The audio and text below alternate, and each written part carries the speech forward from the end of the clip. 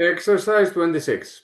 A sample of 50 fifth grade students was selected at random from a certain school. So we used 50 fifth grade students. The 50 students completed a survey about the lunch menu and 42 thought the menu was satisfactory. So 42 out of 50 said it was okay.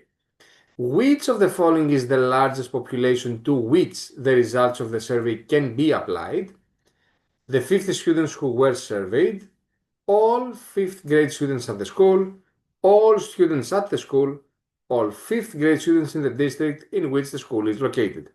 Remember, like we have said so many times in theory, in such cases, we can never generalize into sets which are greater than the ones from which we collected our data.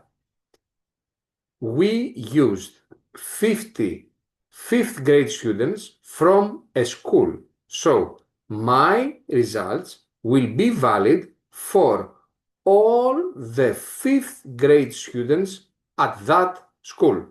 So not only the 50 students who were surveyed, but certainly not all students at the school. We cannot generalize to a bigger set. We cannot certainly generalize that to all fifth grade students in general in the district. Like I said before, we can only generalize it to the fifth grade students from this school. Therefore, the right answer here would have been B.